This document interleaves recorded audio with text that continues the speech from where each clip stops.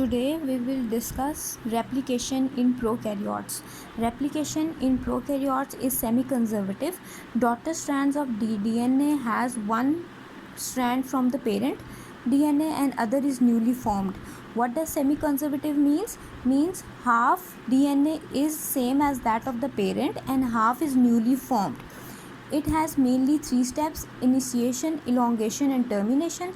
What is initiation means? Initiations means there is formation of origin of replication. Okay, origin of replication is, we can recognize origin of replication by rich sequence of 80 base pair, and there is specific protein DNA. What is the purpose of DNA proteins? It attach to the origin of replication and separate the DNA. Okay, origin of replication is also known as replication bubble.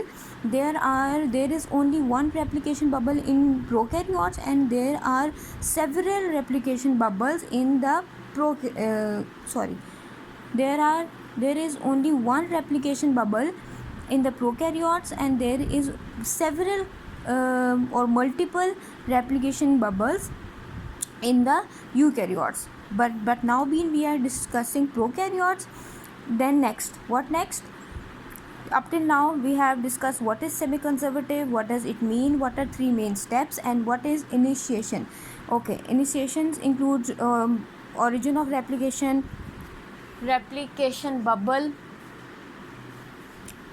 and what else? It includes RNA primers. Okay, what is RNA primers and how it differently operate in leading strand and the lagging strand?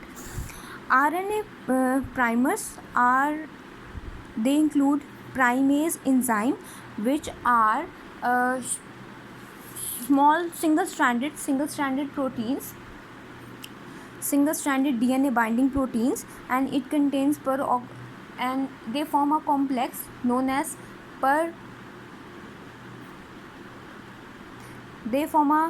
complex primosome.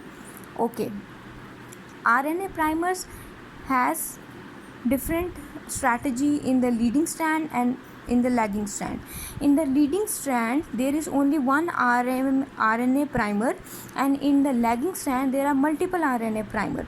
I will tell you what is continuous and discontinuous, and what is the reason for having only one RNA primer in the leading strand and multiple RNA primer in the lagging strand. Elongation includes DNA helicase enzyme. DNA helicase enzyme act as a zipper that as the zip unwinds the zip, same as the DNA helicase unwinds the DNA strands from which end to which end? 5' to the 3'. And DNA polymerase enzyme 3, DNA polymerase 3 came into action, and they start generating new base pairs from 5' to the 3', 5' to the 3' in the leading strand, and in the lagging strand 5' to 3'. But the difference is DNA polymerase generate new base pairs of the genetic DNA 5' to 3' towards the replication fork in the leading strand and away from the replication fork from the lagging strand. Then what is the other purpose of the DNA polymerase? Obviously it elongates the DNA strand, plus it proofreads. It again reads and recheck whether there is any flaw, it removes. Then the process known as termination came in. This is okay. Up till now 2 strands are formed, but as I told you that in leading strand there is no problem, 5' to 3', genetic material is replicating and formed. But the issue is in the lagging strand. In the lagging strands we have 5' to 3' DNA strand replicating, but if